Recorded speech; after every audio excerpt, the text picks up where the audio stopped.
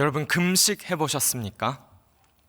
그리스도인의 금식이란 무엇일까요? 여러분, 그리스도인의 금식이란 단순한 단식과는 다를 것입니다. 그렇죠? 요즘은 이제 간헐적 단식이라고도 해서 건강이나 다이어트를 목적으로 한 단식이 있는데, 그러나 그리스도인의 금식이라고 하면 건강이나 다이어트가 목적이 아니라 기도가 목적일 것입니다. 그래서 단식은 건강이나 다이어트가 목적이라고 한다면 그리스도인의 금식은 기도가 목적일 것입니다. 그러나 그런 자발적인 이유로가 아니라 어쩔 수 없이 굶게 되는 경우도 있죠. 심한 기근이나 혹은 극심한 가난을 겪는다고 했을 때는 우리가 어쩔 수 없이 굶게 될 것입니다. 그래서 한번 저희가 상상해 보았으면 좋겠습니다. 만약에 우리가 일주일 동안 굶게 되었다고 상상을 해봤으면 좋겠습니다. 일주일 혹은 2주간 음식이 없어서 굶게 되었고 물도 마시지 못하게 되었다고 한다면 여러분들 어떠시겠어요? 그런 상황 가운데 내가 있다면 바로 그 상황 가운데 나에게 가장 필요한 것은 음식일 것입니다. 그리고 나의 삶에 가장 중요한 것도 음식을 먹는 일이 될 것입니다. 일주일 혹은 2주 넘도록 음식을 먹지 못했다면 가장 필요한 것도 가장 중요한 것도 음식일 것입니다. 그런 상황 가운데 어떤 사람이 와서 나에게 가장 귀한 물과 음식을 준비하여 이것을 먹어 라고 명령했다면 여러분, 그 명령이 어떻게 들리시겠어요? 그 명령을 듣고 당신 누군데 나한테 이래라 저래라 명령하십니까? 라고 말하실 분 계시겠습니까? 그렇지 않을 것입니다. 일주일이 넘도록 물도 마시지 못하고 굶주려 있다면 그런 상황 가운데 있는 나에게 이것을 먹어라고 하는, 음식을 주며 물을 주며 먹어라는 명령을 누군가 한다면 그 명령은 나에게 있어 너무나도 좋은 소식이 아닐 수 없을 것입니다. 네, 알겠습니다 라는 반응조차도 어색할 정도로 그런 명령 앞에 합당한 반응은 감사합니다 일 것입니다. 여러분, 하나님께서 우리에게 주시는 모든 그 율법과 하나님의 말씀, 그 명령은 이와 동일합니다. 나에게 가장 필요한 것이며 우리 인생의 가장 중요한 것을 정확하게 채워주는 것이 하나님의 말씀이다라는 것입니다. 하나님의 말씀을 들을 때, 그 명령의 그 말씀을 들을 때 우리는 부담이 되고 무겁고 딱딱하게 느껴질 때가 있지만 사실은 그 명령만큼 좋은 소식이 없고 나의 필요와 가장 중요한 것을 채워주지 않는 말씀이 없다는 것입니다. 하나님의 말씀, 하나님의 그 명령은 오직 기쁨으로 순종할 수밖에 없게 만드는 우리의 감사 제목이 된다라는 것입니다. 그래서 계속해서 우리가 묵상하고 있는 이 구약의 신명기 말씀은 딱딱한 명령의 말씀들이 정말 많이 있지만 이것은 하나님의 명령이기에 생명의 말씀이 되는 것입니다. 우리를 살려주는 그런 명령이고 우리를 살리는 그런 생명의 말씀입니다. 특히 오늘 우리가 읽은 이 신명기 16장과 17장의 말씀은 바로 공의, 정의를 다루고 있습니다. 재판관을 세우라. 공의롭게 재판할 수 있는, 하나님께서 공의와 정의를 너무나도 중요시하시며 그렇게 공의와 정의를 잘 세울 수 있는 재판관을 세우라 하는 명령으로 오늘 본문이 흘러가게 되는데, 하나님은 이제 이스라엘 백성이 들어가게 될 땅, 출애굽을 하고 광야 생활을 거쳐서 이제 드디어 약속의 땅 앞에 섰습니다. 가나안 땅 앞에서 이제 그 땅을 들어가게 될 텐데, 그 백성들이 이제 들어가게 될 그 땅에서는 오직 공의와 정의와 의로움만이 흘러가야 한다라는 것을 요점으로서 하나님께서 말씀하십니다. 그래서 16장에서 18장에 이르기까지 재판관, 선지자, 왕, 제사장 이런 고위 관리, 리더라고 볼 수 있는 사람들에 대해 설명한 부분이 이 본문 가운데 많이 모여 있습니다. 그래서 이 본문을 새 이스라엘의 헌법이다라고 묘사하기도 합니다. 그렇다면 이제 본문으로 들어가 보겠습니다. 오늘 본문 신명기 16장 18절 말씀을 보시면 이렇게 기록합니다.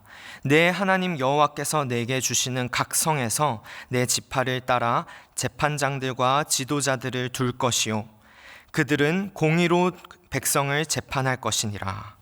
아멘. 가나안 땅, 약속의 땅에 들어가는 이스라엘 백성들, 그들 중에서도 리더들에게 하나님이 말씀하십니다. 이스라엘이 애굽에서 나와서 광야 생활을 거치고 가나안에 들어갈 때가 되었습니다. 그 상황 가운데 그 땅에 이제 들어가서 어떤 시스템을 이루어 국가를 건설할 것인지 재판장과 왕과 제사장과 선지자와 그런 공직자들의 자세를 하나님께서 언급하여 주시는 것입니다.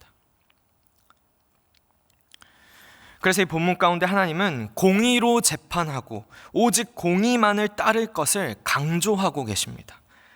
본문 말씀 16장 20절 말씀을 보시면 너는 마땅히 공의만을 따르라 그리하면 내가 살겠고 라고 말씀하십니다. 여기서 마땅히 공의만을 따르라 라는 이 표현을 원문 그대로 보면 째데크라고 표현을 하여서 직역을 하면 이렇습니다. 공의만을 따르라. 이렇게 공의만을 따르라 라고 반복하여 말씀하심을 통해서 얼마나 공의와 정의와 의로움에 하나님께서 관심이 많으신지 그것을 강조하고 있는 하나님의 마음을 엿볼 수가 있습니다. 오늘 본문 전체가 그렇게 공의와 정의와 의로움에 하나님께서 집중하시는 것을 우리가 보게 됩니다. 그래서 17장 3절로 이제 가면 공의만을 따르라 라고 말씀하시면서 이제 그렇게 공의롭지 못하고 공의롭게 재판하지 못하고 그 명령을 어기게 되는 경우에는 이제 우리가 어떻게 해야 될지를 하나님이 또한 말씀을 하십니다. 17절 3절에 이렇게 말씀하십니다. 가서 다른 신들을 섬겨 그것에게 절하며 내가 명령하지 아니한 1월 성신에게 절한다 하자. 그러니까 이런 일이 있으면 하면서 이렇게 하라라는 이제 지시를 내려주시는 것입니다. 공의만을 따르라라고 명령하시는데 그 명령을 벗어나는 경우 우상 숭배를 하게 되는 케이스에는 어떻게 우리가 이제 해야 되는지 그것을 어떻게 대처해야 될지를 하나님이 이제 설명하시는 것입니다. 내가 명령하지 아니한 1월 성신에게 너희들이 절한다 하자. 그러면 이렇게 하라 라고 말씀하시는 것이죠. 그래서 4절을 보시면 이렇게 말씀합니다. 그것이 내게 알려짐으로 내가 듣거든 자세히 조사해 볼지니 만일 그 일과 말이 확실하여 이스라엘 중에 이런 가증한 일을 행함이 있으면 하고 말씀하십니다.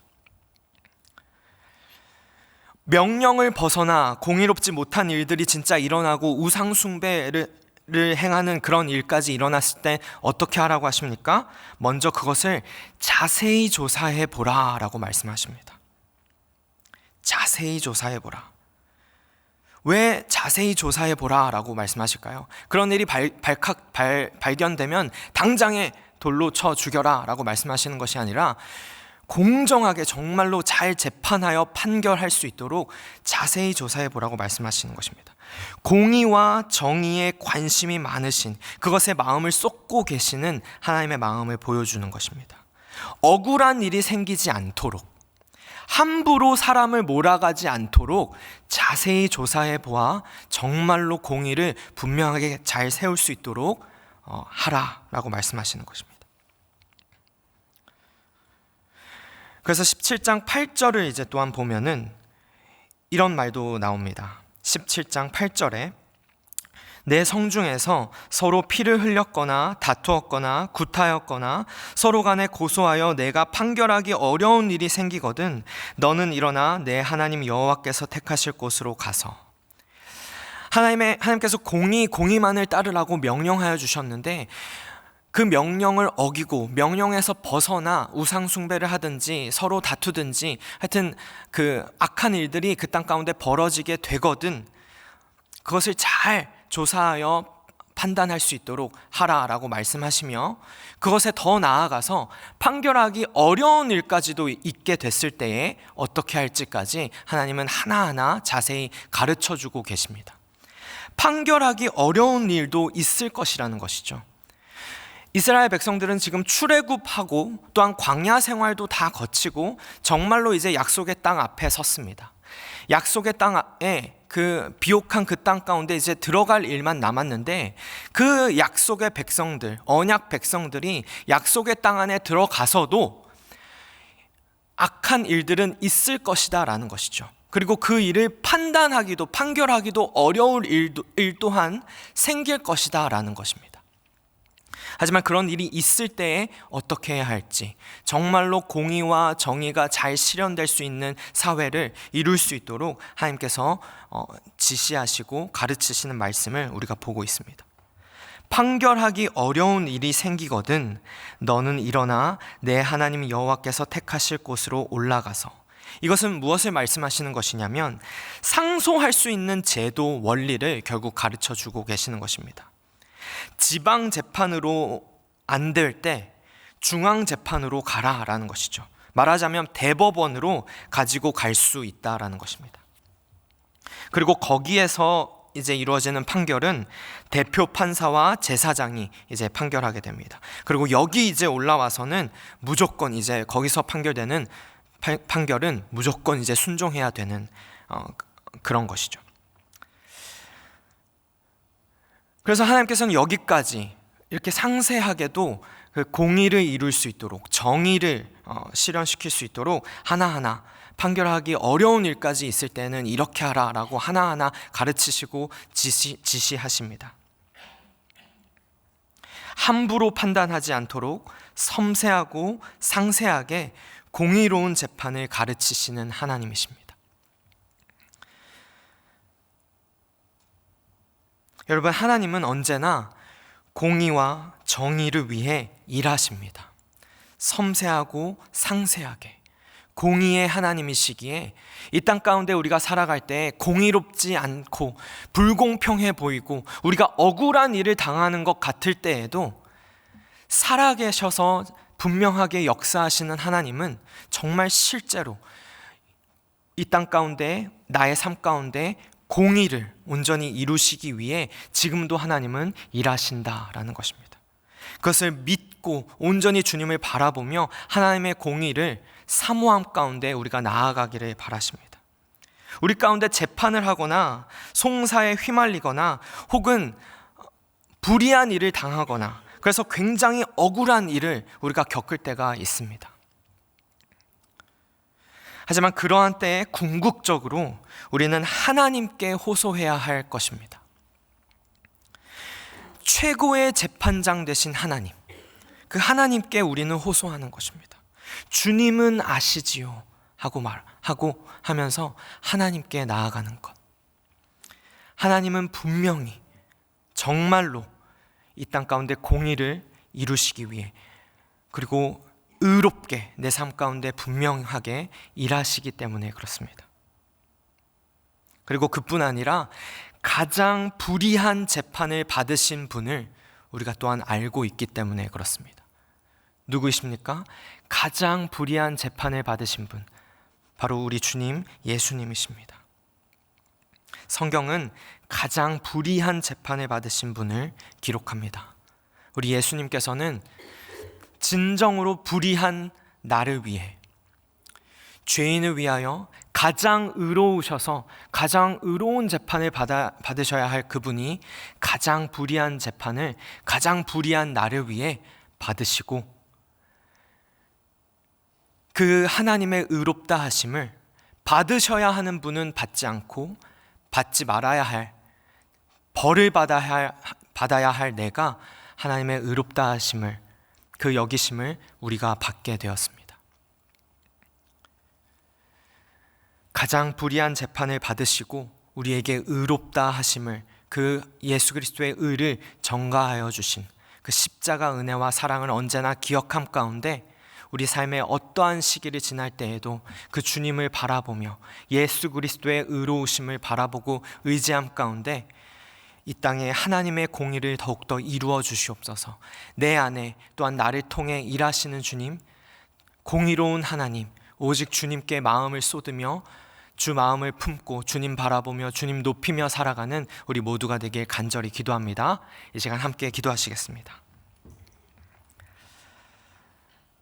이 시간 주께서 주시는 마음을 따라 사랑과 정의의 왕 되시는 주님, 주님을 찬양합니다 하는 마음으로 주님만을 바라보며 우리가 살아가기 원합니다. 그렇게 함께 기도했으면 좋겠습니다.